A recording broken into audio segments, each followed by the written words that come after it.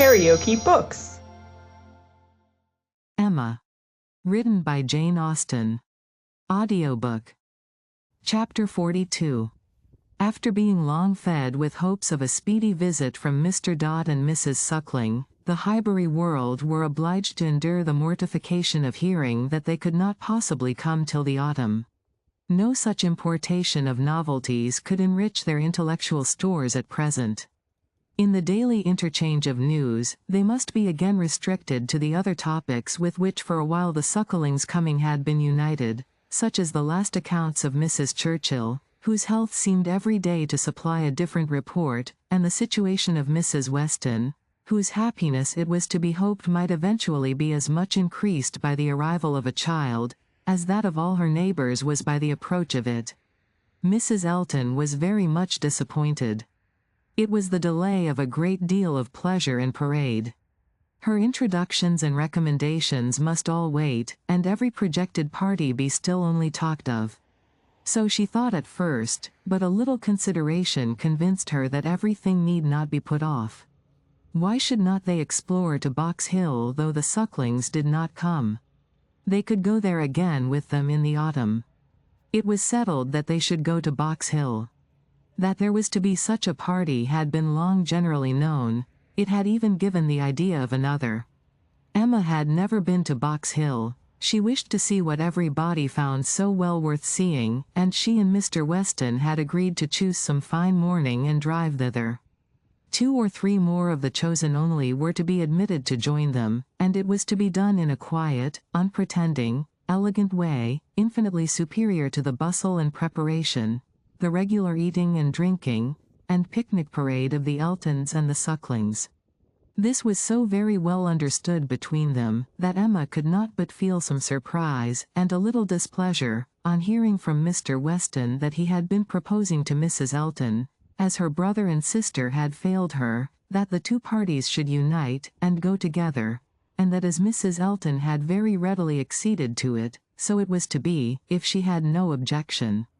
Now, as her objection was nothing but her very great dislike of Mrs. Elton, of which Mr. Weston must already be perfectly aware, it was not worth bringing forward again.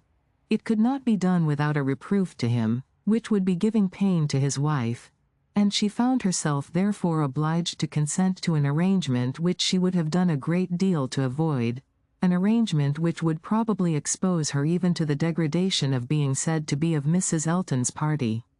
Every feeling was offended, and the forbearance of her outward submission left a heavy arrear due of secret severity in her reflections on the unmanageable goodwill of Mr. Weston's temper. "I am glad you approve of what I have done," said he very comfortably. "But I thought you would. Such schemes as these are nothing without numbers. One cannot have too large a party.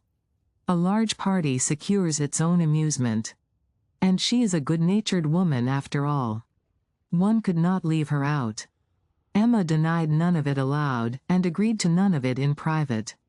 It was now the middle of June, and the weather fine, and Mrs. Elton was growing impatient to name the day, and settle with Mr. Weston as to pigeon pies and cold lamb, when a lame carriage horse threw everything into sad uncertainty. It might be weeks, it might be only a few days, before the horse were usable, but no preparations could be ventured on, and it was all melancholy stagnation.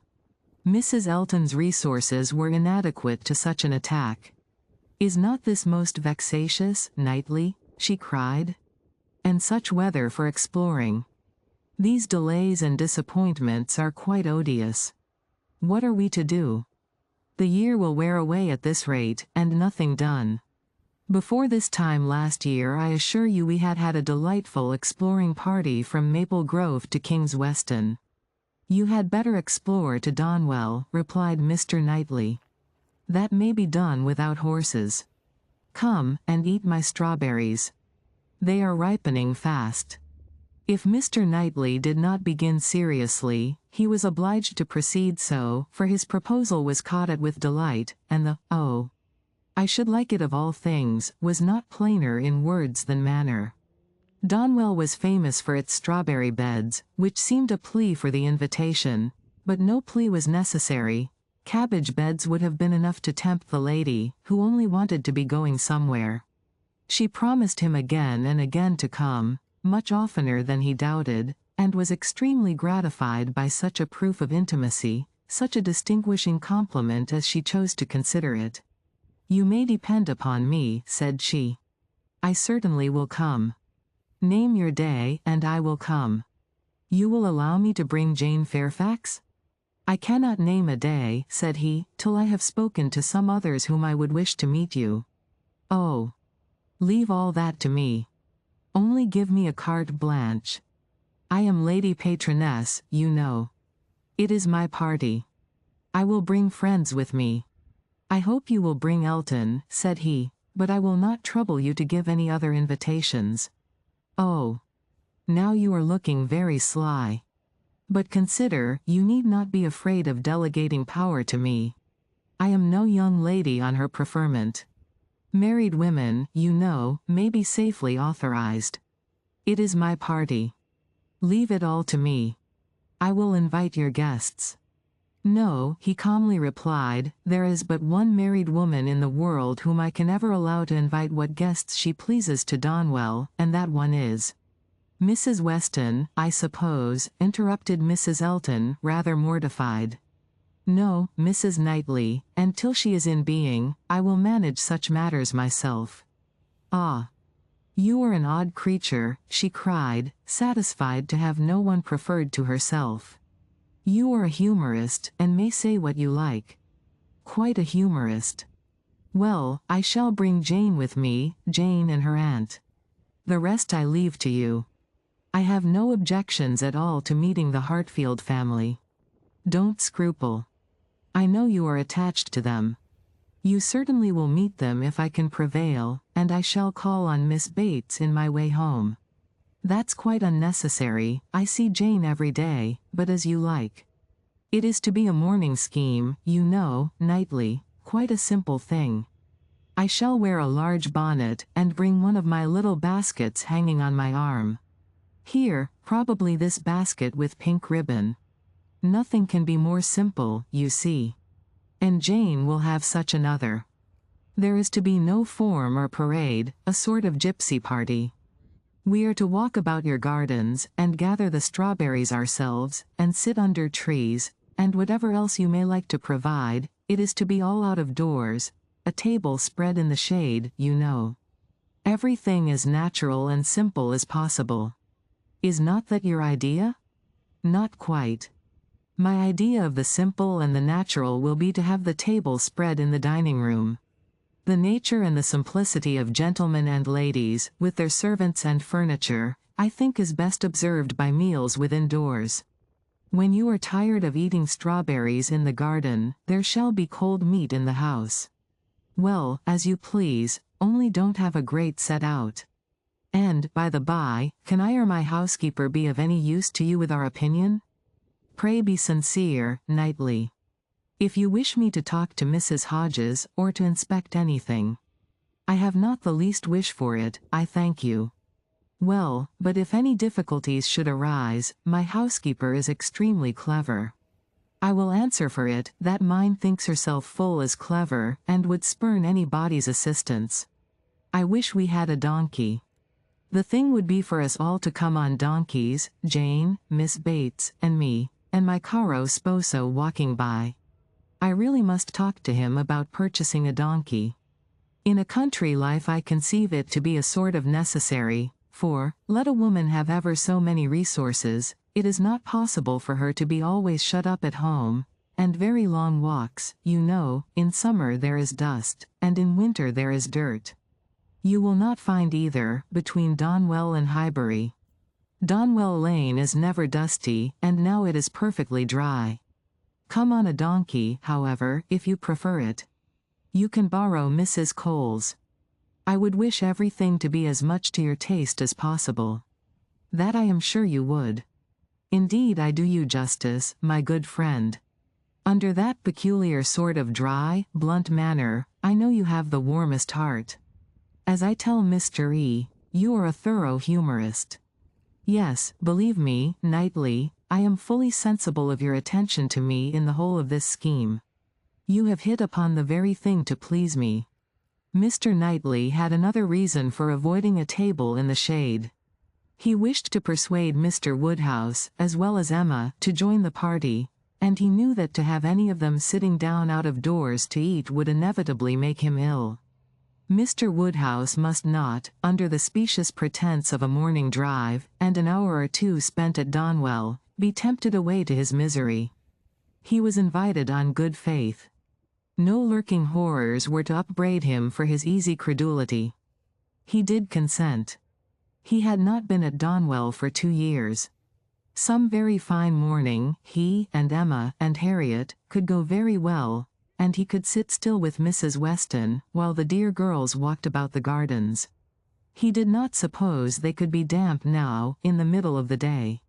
He should like to see the old house again exceedingly, and should be very happy to meet Mr. Dot and Mrs. Elton, and any other of his neighbors. He could not see any objection at all to his, and Emma's, and Harriet's going there some very fine morning. He thought it very well done of Mr. Knightley to invite them, very kind and sensible, much cleverer than dining out. He was not fond of dining out. Mr. Knightley was fortunate in everybody's most ready concurrence. The invitation was everywhere so well received, that it seemed as if, like Mrs. Elton, they were all taking the scheme as a particular compliment to themselves. Emma and Harriet professed very high expectations of pleasure from it, and Mr. Weston, unasked, promised to get Frank over to join them, if possible, a proof of approbation and gratitude which could have been dispensed with. Mr. Knightley was then obliged to say that he should be glad to see him, and Mr. Weston engaged to lose no time in writing, and spare no arguments to induce him to come. In the meanwhile the lame horse recovered so fast, that the party to Box Hill was again under happy consideration, and at last Donwell was settled for 1 day, and Box Hill for the next, the weather appearing exactly right. Under a bright midday sun, at almost midsummer, Mr. Woodhouse was safely conveyed in his carriage, with one window down, to partake of this al fresco party, and in one of the most comfortable rooms in the Abbey, especially prepared for him by a fire all the morning, he was happily placed, quite at his ease, ready to talk with pleasure of what had been achieved, and advise everybody to come and sit down, and not to heat themselves. Mrs. Weston, who seemed to have walked there on purpose to be tired, and sit all the time with him, remained, when all the others were invited or persuaded out, his patient listener and sympathizer. It was so long since Emma had been at the Abbey, that as soon as she was satisfied of her father's comfort, she was glad to leave him, and look around her, eager to refresh and correct her memory with more particular observation, more exact understanding of a house and grounds which must ever be so interesting to her and all her family. She felt all the honest pride and complacency which her alliance with the present and future proprietor could fairly warrant, as she viewed the respectable size and style of the building, its suitable, becoming, characteristic situation, low and sheltered, its ample gardens stretching down to meadows washed by a stream, of which the Abbey, with all the old neglect of prospect, had scarcely a sight, and its abundance of timber in rows and avenues, which neither fashion nor extravagance had rooted up. The house was larger than Hartfield, and totally unlike it, covering a good deal of ground, rambling and irregular, with many comfortable, and 1 or 2 handsome rooms. It was just what it ought to be, and it looked what it was, and Emma felt an increasing respect for it, as the residence of a family of such true gentility, untainted in blood and understanding. Some faults of temper John Knightley had, but Isabella had connected herself unexceptionably. She had given them neither men, nor names, nor places, that could raise a blush. These were pleasant feelings, and she walked about and indulged them till it was necessary to do as the others did, and collect round the strawberry beds. The whole party were assembled, excepting Frank Churchill, who was expected every moment from Richmond, and Mrs. Elton, in all her apparatus of happiness, her large bonnet and her basket, was very ready to lead the way in gathering, accepting, or talking. Strawberries, and only strawberries, could now be thought or spoken of. The best fruit in England, everybody's favourite, always wholesome. These the finest beds and finest sorts.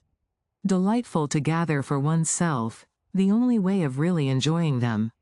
Morning decidedly the best time, never tired, every sort good, oh boy infinitely superior, no comparison, the others hardly eatable, ho boys very scarce, chili preferred, white wood finest flavour of all, price of strawberries in London, abundance about Bristol, Maple Grove, cultivation, beds when to be renewed, gardeners thinking exactly different, no general rule, gardeners never to be put out of their way, delicious fruit, only too rich to be eaten much of, inferior to cherries, currants more refreshing, only objection to gathering strawberries the stooping, glaring sun, tired to death, could bear it no longer, must go and sit in the shade.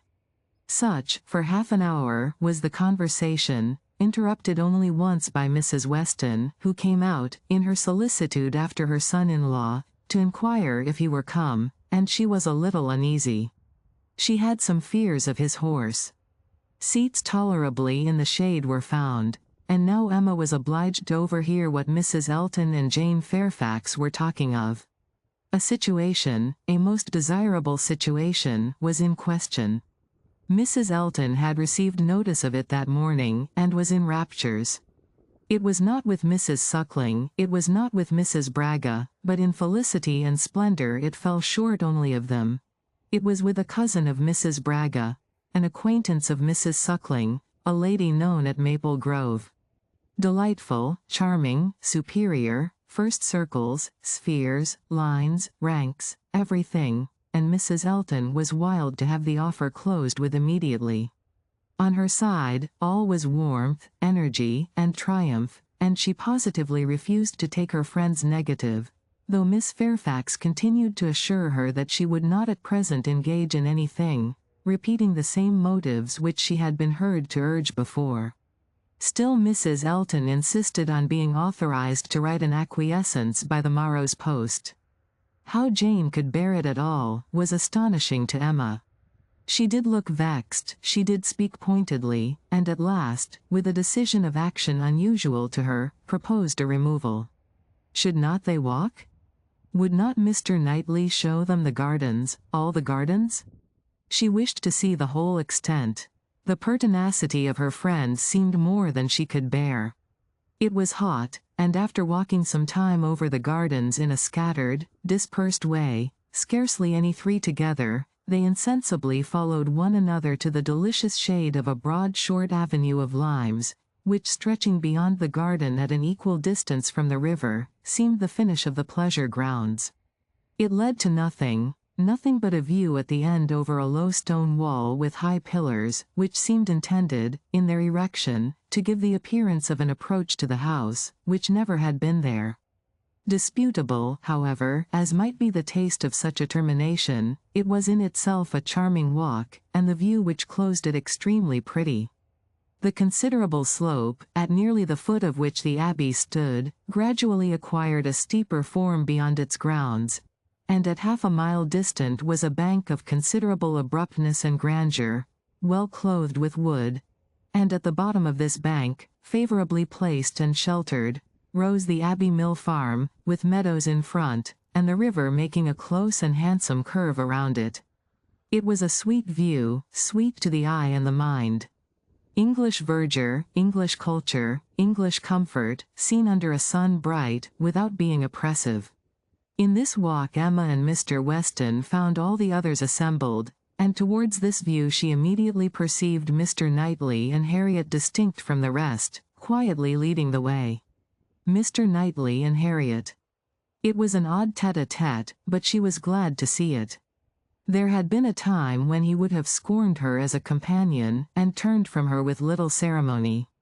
Now they seemed in pleasant conversation.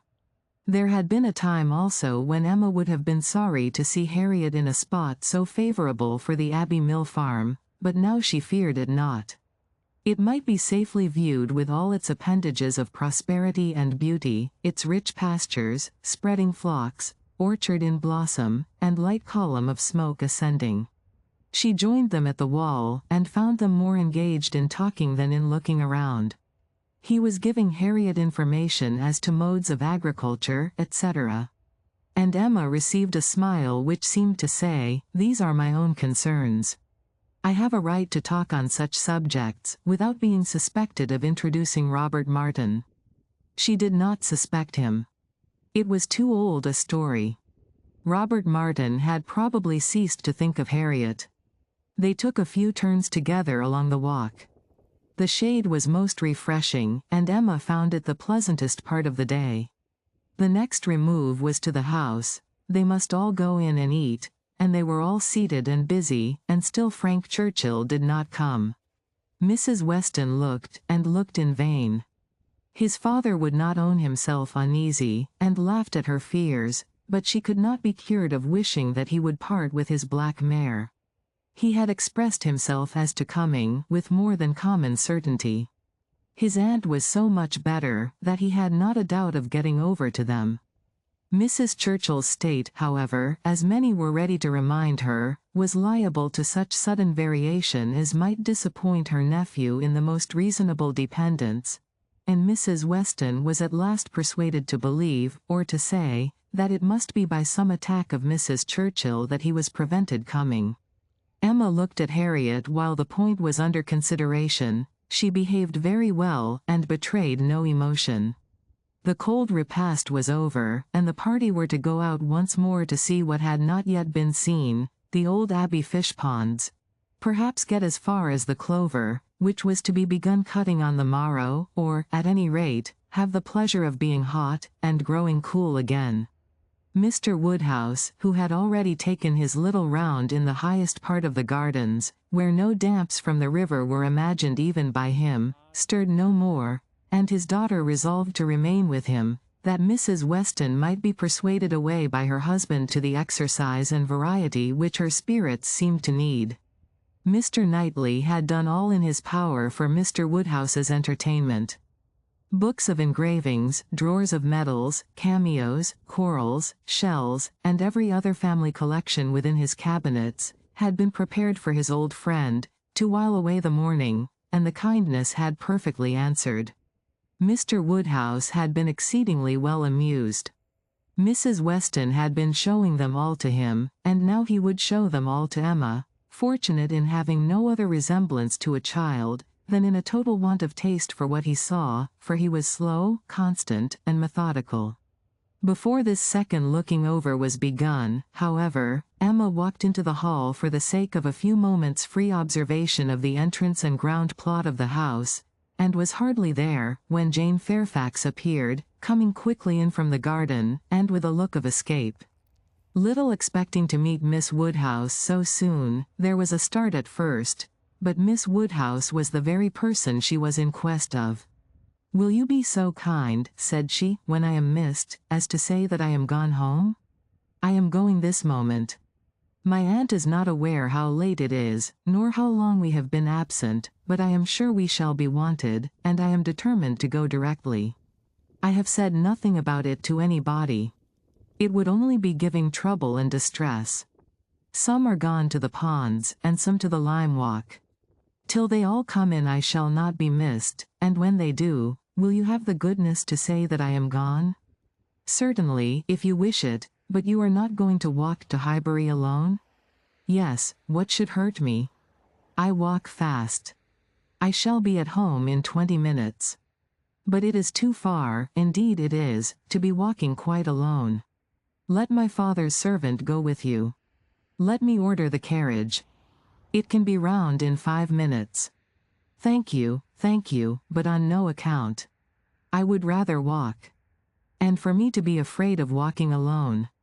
I, who may so soon have to guard others."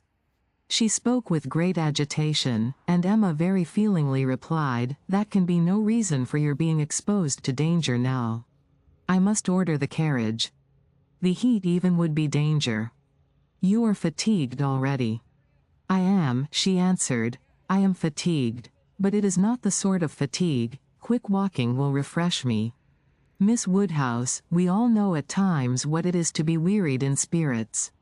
Mine, I confess, are exhausted. The greatest kindness you can show me will be to let me have my own way, and only say that I am gone when it is necessary." Emma had not another word to oppose.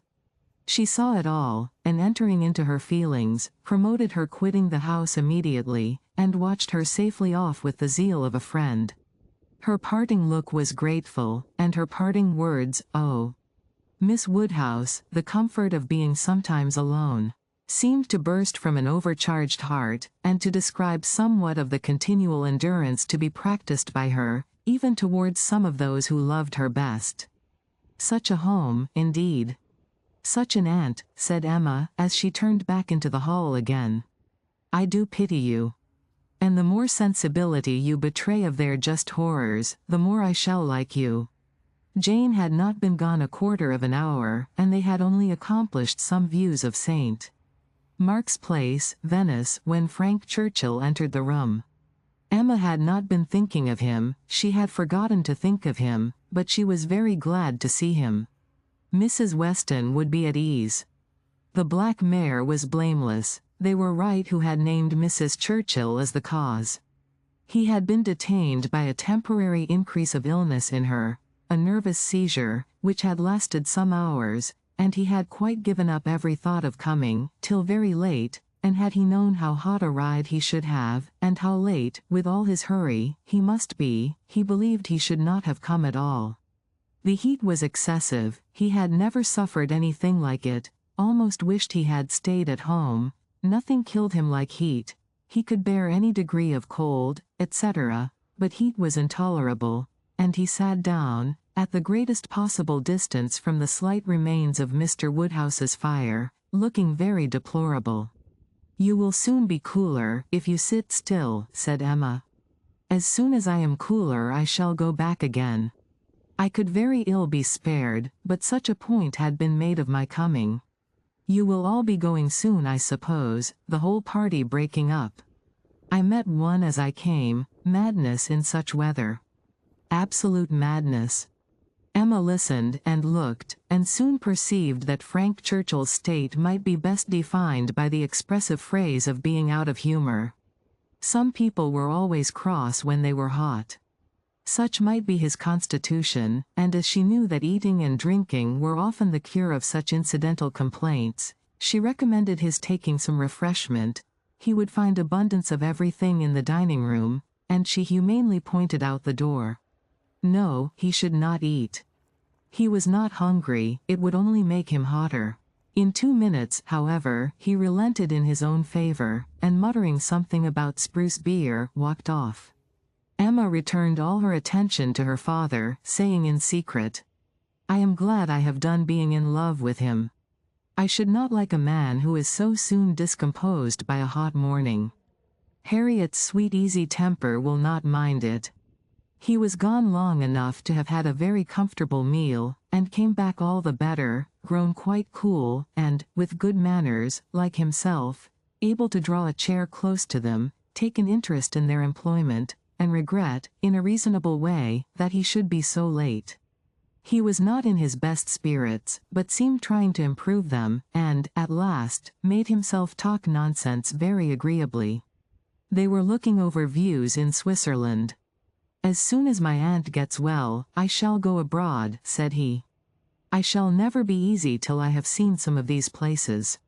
You will have my sketches, some time or other, to look at, or my tour to read, or my poem. I shall do something to expose myself. That may be, but not by sketches in Switzerland. You will never go to Switzerland.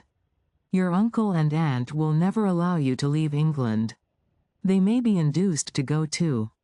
A warm climate may be prescribed for her. I have more than half an expectation of our all going abroad. I assure you I have. I feel a strong persuasion, this morning, that I shall soon be abroad. I ought to travel. I am tired of doing nothing. I want a change. I am serious, Miss Woodhouse, whatever your penetrating eyes may fancy, I am sick of England, and would leave it tomorrow, if I could. You are sick of prosperity and indulgence. Cannot you invent a few hardships for yourself, and be contented to stay? I sick of prosperity and indulgence. You are quite mistaken. I do not look upon myself as either prosperous or indulged. I am thwarted in everything material. I do not consider myself at all a fortunate person. You are not quite so miserable, though, as when you first came. Go and eat and drink a little more, and you will do very well. Another slice of cold meat, another draught of Madeira and water, will make you nearly on a par with the rest of us. No, I shall not stir. I shall sit by you. You are my best cure. We are going to Box Hill tomorrow, you will join us. It is not Switzerland, but it will be something for a young man so much in want of a change. You will stay and go with us? No, certainly not. I shall go home in the cool of the evening. But you may come again in the cool of tomorrow morning. No, it will not be worthwhile. If I come, I shall be cross. Then pray stay at Richmond. But if I do, I shall be crosser still. I can never bear to think of you all there without me. These are difficulties which you must settle for yourself. Choose your own degree of crossness. I shall press you no more. The rest of the party were now returning, and all were soon collected. With some there was great joy at the sight of Frank Churchill, others took it very composedly, but there was a very general distress and disturbance on Miss Fairfax's disappearance being explained. That it was time for everybody to go, concluded the subject, and with a short final arrangement for the next day's scheme, they parted. Frank Churchill's little inclination to exclude himself increased so much, that his last words to Emma were, "Well, if you wish me to stay and join the party, I will." She smiled her acceptance, and nothing less than a summons from Richmond was to take him back before the following evening. If you liked what you heard, please subscribe to the channel.